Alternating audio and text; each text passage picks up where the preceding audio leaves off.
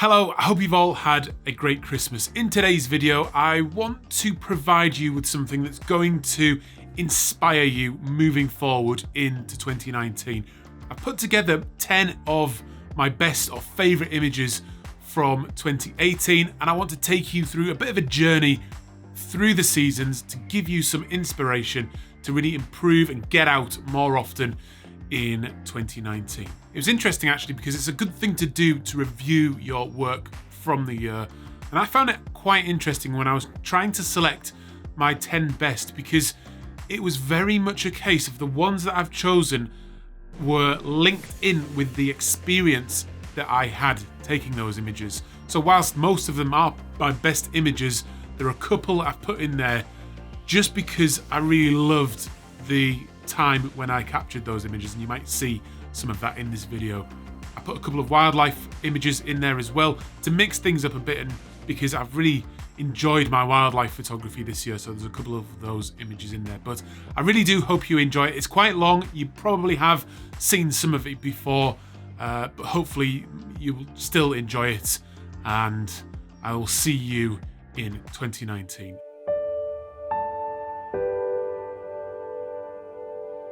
Okay, time for a little bit of wildlife. And here in the Cairngorms, where I am at the moment in Scotland, it is pretty much the only place in the UK where you can see a small bird called the crested tit. It has a kind of fan on the top of its head. It's small, it's really quite an interesting little bird, and that's what I'm going to try and capture right now. I'm not massively into my wildlife photography. I'm particularly not into shooting small birds very often, but it is quite good fun every once in a while to put yourself to that challenge to try and capture a nice wildlife shot, because it is slightly more time sensitive than landscape photography. You've got to be in the right place, get as close as you possibly can, and then get all the camera settings right, and then focus and track and get everything in place to capture a really nice shot. So it is an enjoyable challenge, and that's what I'm doing today.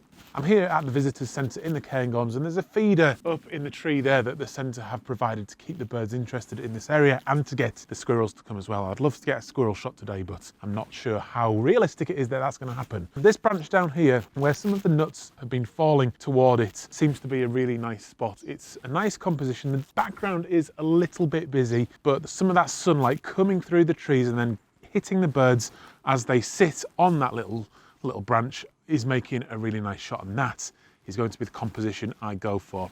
So for this, I have my 400mm f5.6. It's perfect for wildlife. It's light, it's easy to carry around, it's got really fast autofocus, which is the important thing for this type of photography, and it's cheap, and it's just a great lens all round.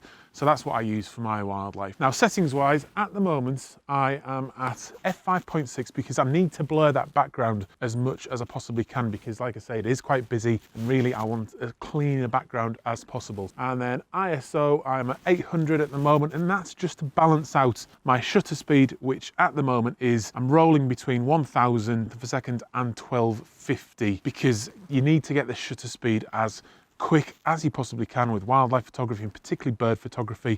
Even though these birds are stopping, they move so fast, so you need to have that nice high shutter speed, get focused in as best you can on the eye as well, so you need to be quite accurate with your tracking and with your focus, and that's why generally I will hand hold it as well. It's just on the tripod at the moment while I film this piece. Then it's just a case of putting the camera in AI servo mode, so the focus system tracks the bird as it moves, as you keep it in that focus point. The 5D Mark IV does have lots of different focus modes. I just prefer to track it with sort of between 1 and 5 focus points to keep the bird sharp on the eye, or keep the picture sharp on the bird's eye. So I'm going to have a little go to capture one of these cresties, persevere a little bit and see what I can come up with. So I'm down on the ground. I'm really struggling at the moment. Where I was before, I was just shooting too far down at the birds, and I wasn't quite getting the perspective that I wanted. So I've had to get down and dirty in the snow. I'm shooting back towards the birds. There are patches of sun coming through the trees, so I'm trying to wait until the birds are in that patch, maybe on a branch, maybe on the floor in the snow.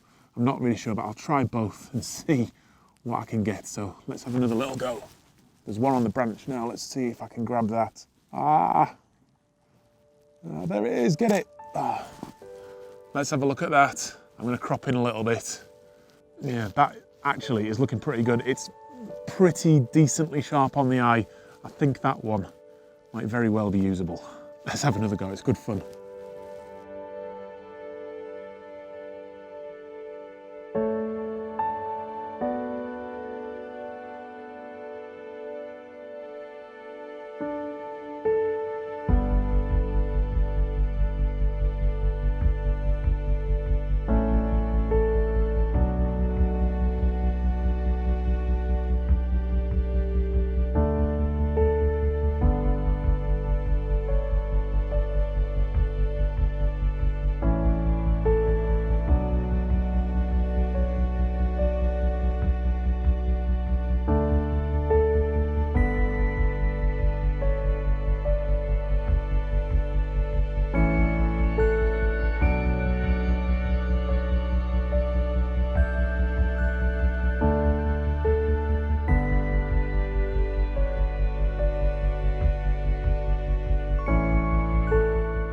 So after a very long and difficult drive, we have arrived at Glen, and it's been a little bit of a blessing in disguise actually, because when we arrived at the sort of place we'd planned to go, where you get that classic shot of that classic mountain, which I can't pronounce, the car park was rammed. It's part of the problem is just the snow is so deep, and there's about 2 feet of snow at the moment. Just have a look at this and you can see how deep it is, and that's the same on the road where the ploughs pushed it to the side of the road and there's literally nowhere to park. There is a little road you can go down as well, but that's totally blocked. So we've had to turn around and find another little lay-by to park in, which, like I say, has been a blessing in disguise, because what I found is this scene here. With this mountain here is what I'm shooting at the moment. The sun has just risen over the peak of the bigger mountain there, and that's now making the shot a bit more difficult, but I did manage to capture something just as it was coming up. So I'll talk you through that now. What we have, very bright, is the mountain here, which is the main subject of my image here, and the beautiful mist just coming down the valley and sort of just settling in that little area there, and it's just looking absolutely magical, like a winter wonderland. The sun as well just makes it feel beautiful and gives it that extra wintry mountain feel, and it's incredible to be here. There's a little bit of noise from the road, but that's okay, and that is creeping into my image a little bit. It's just cutting off the corner of my image. I may clone that out, or I may just leave it because that's the scene I'm shooting, but certainly it's not the road I'm thinking about. It's giving such an incredible feel. It's going to be nice and hopefully low in contrast as that golden light is shining across this perfectly unspoiled snow. It's just so bright as well. I'm struggling to keep my eyes open. But as you look at the surface of the snow as well, you just get these sparkling reflections catching the light and reflecting it back into the camera, and it's just adding another element of interest to the scene. It's been a difficult day so far, a lot of time, more time than I would have wanted in the car, to be honest. The roads are horrendous as well. It is making it a bit difficult, but when you're welcomed with this at the end of it, it's all very much worth it.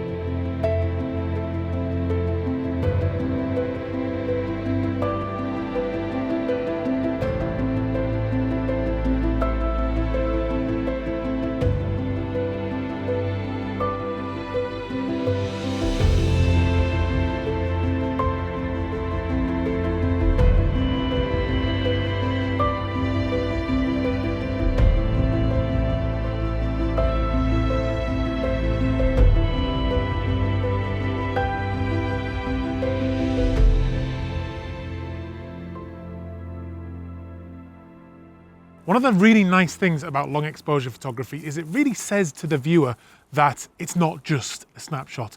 You have literally put the time and the effort in to capture something different than anyone else walking by would have captured. And this is quite a good example of what I've got set up here, and where you can really use long exposure to your advantage. So across the harbour there, towards the other harbour wall, there is this really interesting ladder, and the composition I have is just with that ladder in the scene, and then the harbour wall essentially filling the middle of the frame with the horizon on the top rule of thirds, and then on the bottom of the wall on the bottom rule of thirds.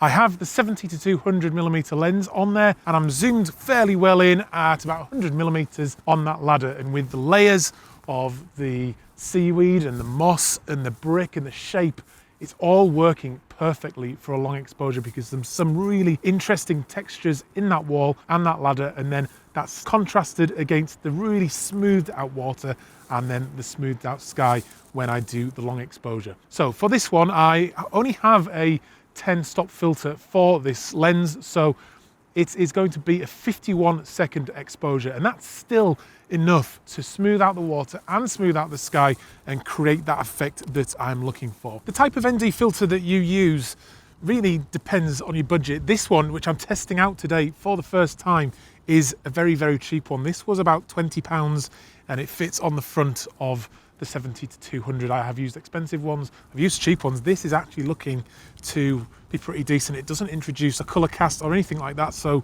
I'm fairly impressed so far. And long exposure photography does not have to be expensive on top of what you've got. This is a 10 stop one, like I said, but yeah, pretty good. Another great thing about long exposure is that if you have people walking through your scene, and particularly in a busy sort of tourist area like this, you can remove them from the shot using the long exposure, because as long as they keep moving through your scene, they won't be captured at any one point, and it's a really good technique for removing people from your scene. So I'm all set up to take this shot. I have the bulb timer on again. I'm at f16. It's going to be a 51-second exposure at ISO 100, hoping that nice golden light stays on the wall. Shoot that, wait 51 seconds, and let's have a look.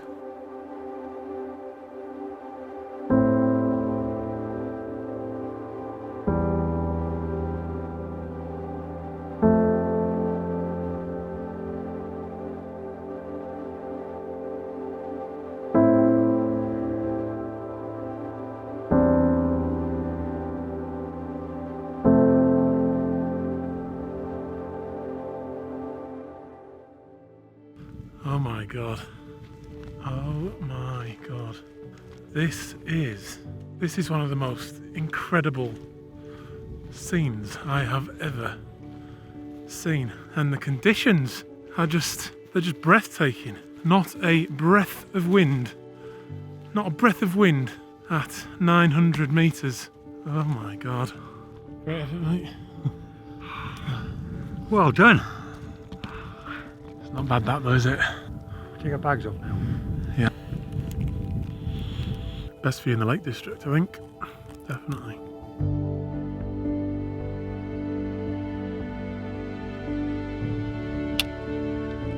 Right, camp is all set up for the night. There's Gary's, there's mine. Pretty cosy. It's just looking amazing now. Look at that.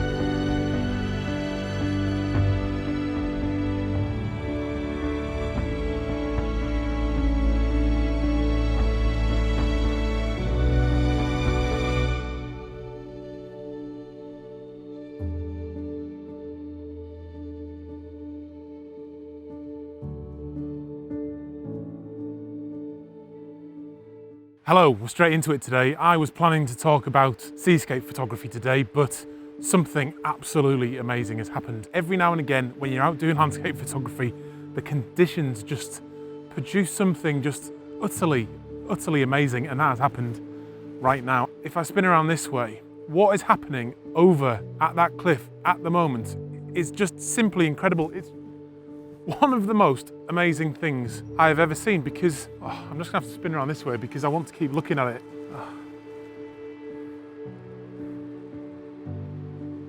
It's actually quite emotional. It's just, I'm lost for words a little bit. I've literally just jumped out the car. It's just on top of that hill there. Just jumped out the car and I could see this developing.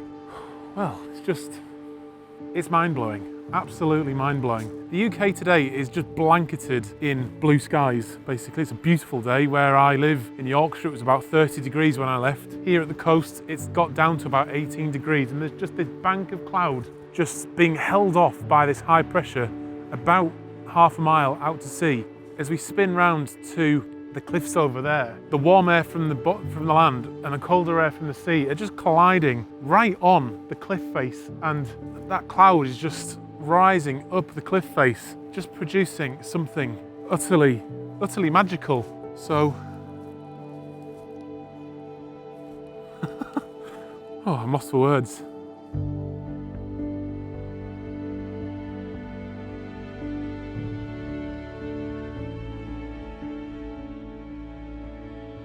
Oh my God, I thought I was done, but I'm not. Look at this. One of the most amazing things I've ever seen. Look at the clouds on that cliff. I've got a little video time lapse going, but just look at that.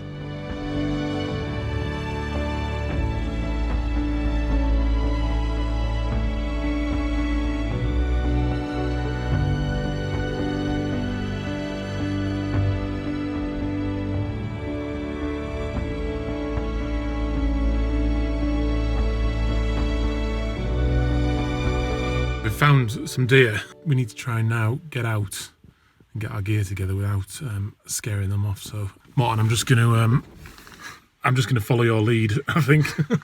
This is incredible. Like, they're right out here and they're not even scared. Yeah. Never experienced something like that. Okay, let's go. Okay.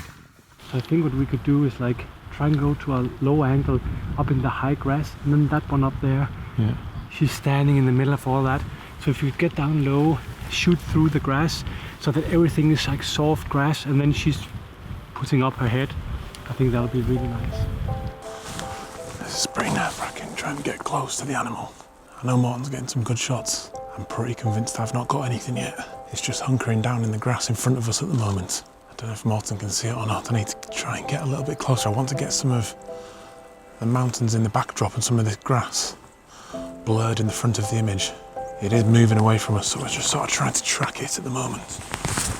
Making our way through this pretty treacherous terrain. Oh my goodness, they're literally right in front of us. This is absolutely incredible. I think I managed to get a couple of shots. Let's see if I can do it whilst I'm shooting.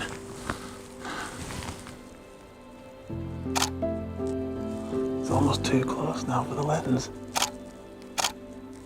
Trying to get sharp on the eye.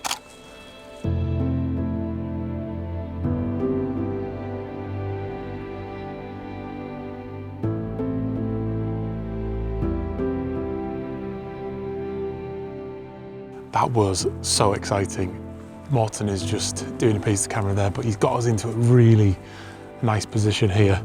I'm going to take a bit of credit because I did spot them while Morten was looking at the snow on the mountains, but we've got into a nice little spot here. It's just now dipped behind into a little ditch, I think, so I know it's still pretty close to us, but I can't see it anymore. Just so exciting being out in the field, doing a bit of wildlife photography, literally making our way through the reeds with Morten Hilmer. What a great day.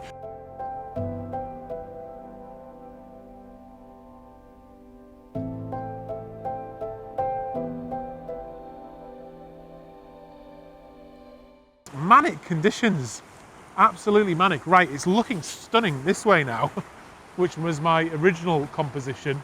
So I'll keep this running, but I'll try and just adjust this. This is just all happening in real time. Let me put that there. Hopefully you can still see me as I'm just setting up. The light is changing all the time. You can see it's changed again. Right, let's get set up. Pointing this way, adjust my tripod legs. That's looking good. Right, a little bit dodgy on the surface here, but I want that mounted. The light is looking incredible. I can't really afford to waste too much time, so let's get this shot exposed and composed, sorry. So it's just very straightforward. I want lots of this foreground river interest. I'm just going to shoot just so I don't miss it. I've got to get some of that interesting light on there The light on the mountain at the moment just looks absolutely incredible. It's windy, there's a bit of rain, a cloth to wipe off the lens a bit. I'm just going to hold that in front, keep some of the drizzle off there, 2-second timer, lift that, then it fires. So hopefully I've caught something there. Let's have a look. Oh yes. Because I've done that so quickly, I'm just going to adjust my composition a little bit because of the tree that's just here. I don't want to get that in the image. So I'm just going to readjust a little bit, wait for more of that dramatic light on the mountain. Oh, it's just changing so fast. Whoa, that nearly fell off the rock there. It's very slippery. Right, that's better. I've got some of the light on the foreground now as well. Just make sure, yeah, I'm adding more of the polarizing effect this time. I want to see through the water this time because there's some really interesting tones underneath the water on those rocks. Slightly browny, bronzy colour that I really like. I've not thought about this shot for very long. I'm just doing it really quickly. The conditions change so fast. So every time are you all right? Right, let me adjust exposure again. This is all happening real time. I hope it's working. Morton is over there as well, shooting something similar. I mean, look at the light behind. Has that all been out of focus?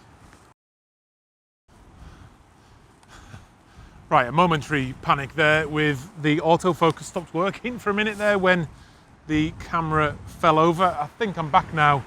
Conditions are changing again. I'm just going to set this tripod back up for you a minute. Things are changing again now. Since I've knocked the camera over and set it up again, I have mist coming across. Just up that exposure a little bit. Things are changing so fast, so much. It's raining again now. I've lost my lens cloth. Oh my goodness. That was manic. I hope it's worth it. Let me have a look at what I've got. I mean, it's a lovely composition. It's a classic composition. I've worked hard for it. There's no doubt about that. It's a dramatic shot. It's an interesting shot. Every single frame I have taken is different. I've got light on the hill. I've got light in the foreground. And now it's raining again. It's absolutely tanking down again now. Camera's dropped. Rain on the lens. Hopefully a good image as well. I'd love to know what you think down in the comments. How can you not love this? How can you not love Scotland? Just epic. See how Morton's getting on. That's going to be a waterfall one, this one over there. I just got some really nice ones here. I think I missed the very best of the light there because I was shooting that way for a minute, but then... Yeah, what happened?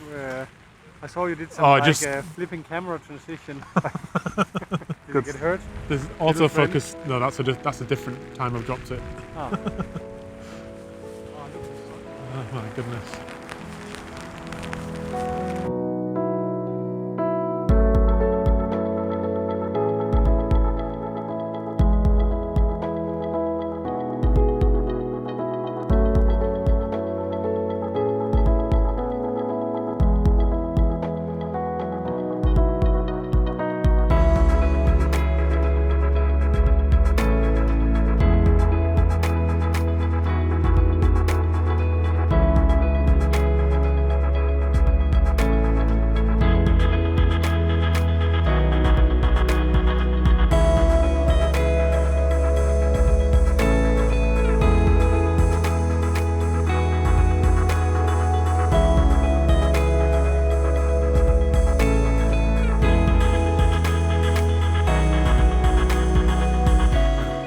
Absolutely mind-blowing. I did take a little pause there to get a time lapse.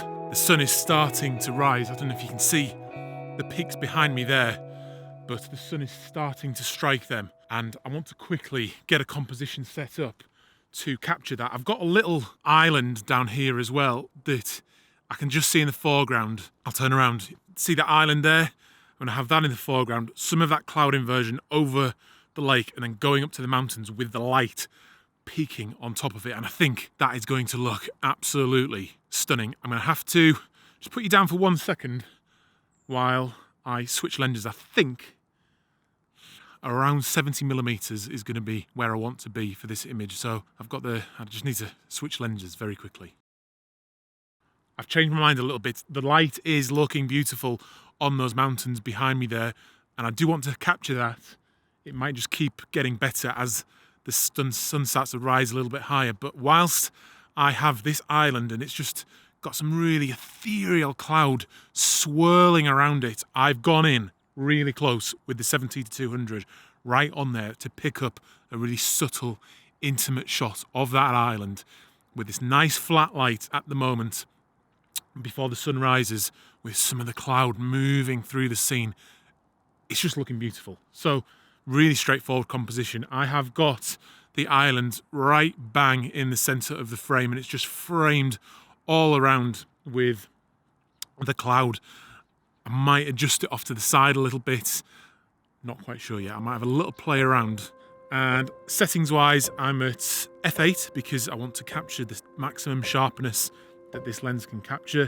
I'm just going to zoom in to 10x to focus manually and switch off the autofocus so I'm nice and ready. And then I'm just going to shoot with the 2-second timer. No wind whatsoever this morning. It's absolutely beautiful. And let's have a look at that. Yeah, I don't think that even needs any editing really. It just looks beautiful. Maybe a little bit to pick up a few of the autumn colours that are on the trees that are on that island, but I do like that very, very much.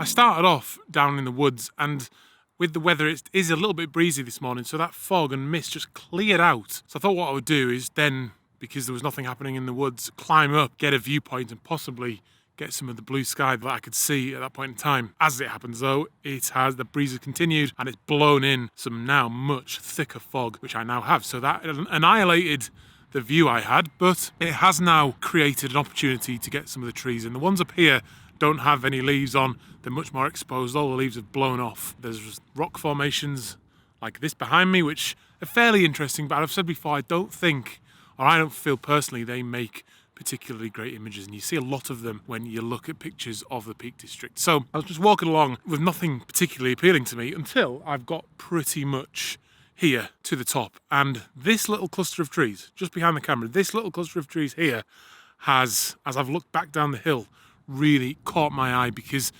they just look like a little family of trees. There are 2 larger ones and then 4 very much smaller ones, and they're all leaning over away from the way the wind normally comes in, because if we go over this side here, there's a cliff face, we look back towards Mam Tor and things like that, so all the wind is coming in this way normally and blowing those trees over the opposite way. I've positioned myself, or composed myself, in a position where I can see all of the trees lined up nicely, and they've just got that beautiful mist behind them, really isolating them from the background. There's no leaves on them, but the shape of them is interesting.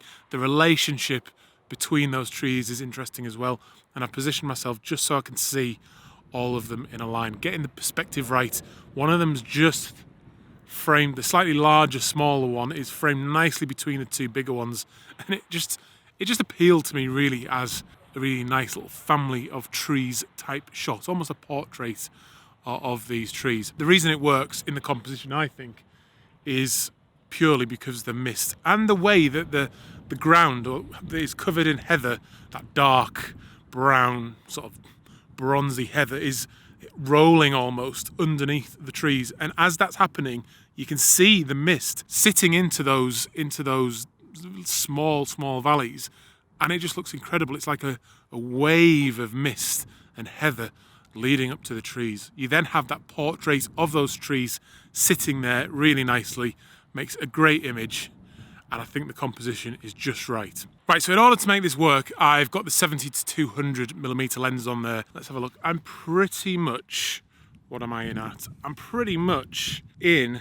at 200 because, no, I'm not. Let's come out a little bit just to frame those trees up. So yeah, I'm at 135 millimeters there because I want to get in close, and the further away I get from them and the more I use this long lens, the more I get that mist effect in there, and it puts that really soft, nice feeling into the image a lot more. Settings wise, it is a little bit windy and this lens does blow about quite a bit in the wind. So I've just upped it slightly, up the shutter speed slightly to 1/25 of a second. I'm at f11 because using the long lens, some of the heather that's a little bit closer will go out of focus if I go any lower than that. So f11, nice and sharp, manual focus, ISO 200 is set at the minute. I think we're ready to shoot. 2 seconds, I'm trying to keep still, and there we go. Yeah, I mean, I think that's really nice. Just a really classic portrait of those trees. When I put it into post, it's not going to need a lot of post-processing, but when I do post-process it, I will just be doing all I can to enhance that mystical, misty, rolling feel that this image has before that leads you up to that portrait of that little family of trees. So I'm really happy with that. Great shot to start the day. I was starting to get a little bit concerned that the weather conditions weren't going to treat me well, but even if that's the only image I come away with today, I'll be happy.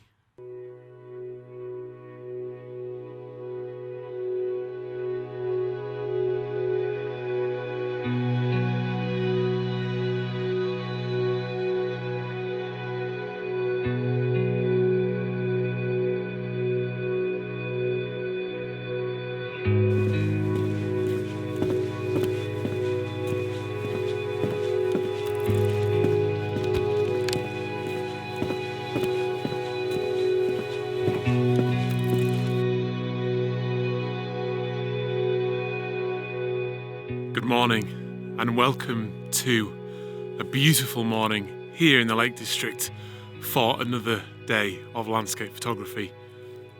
This morning it is absolutely incredible. It was forecast, or it is forecast, to be very bright sunshine today, but I saw on the forecast there was a little bit of cloud overnight and I was just hopeful that was gonna hang around, and my goodness, has it hung around. Absolutely beautiful. I've actually arrived just a touch too late and I haven't had much chance to scout out a composition this morning.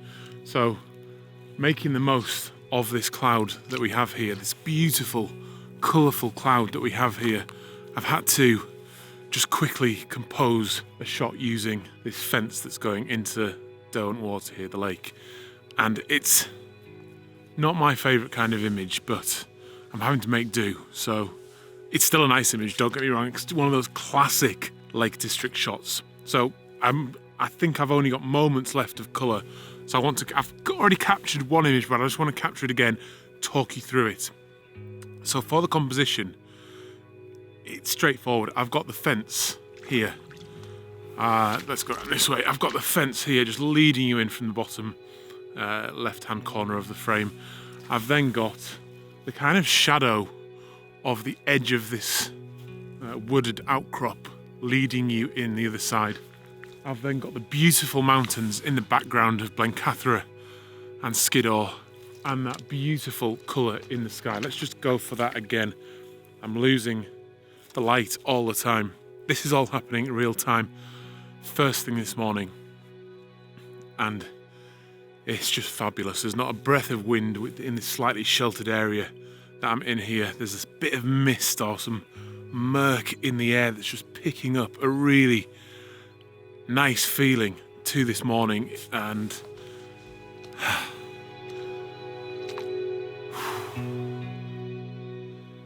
this is what landscape photography is about. It didn't feel good at 4 o'clock this morning when I got up, but even on the drive over, I was feeling very tired. But as soon as you get out of the car, start walking, get that physical activity going, it just feels so good. So let me talk you through the image.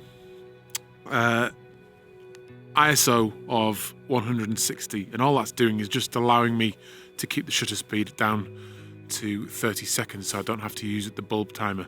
I'm at f11 and I've got a 6-stop filter on the front here. What that's going to do is let me maximize the amount of colour, because as the clouds move slightly, they spread the colour across the sky, and with a long exposure of 30 seconds it's going to pick that up. What that long exposure also does, it's looking really good. What that long exposure also does is smooth out the water.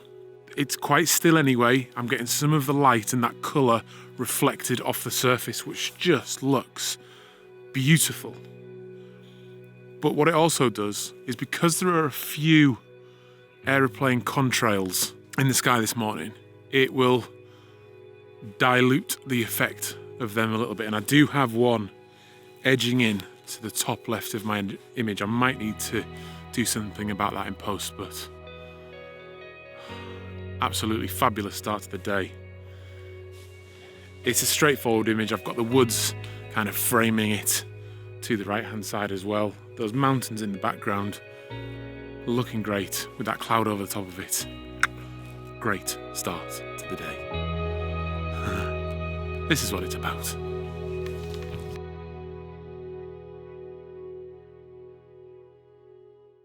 So if you got all the way through that, I appreciate it very, very much. Leave a comment down below, let me know what you think, and have a superb new year. I'll see you in 2019. I'm Adam, this is First Man Photography.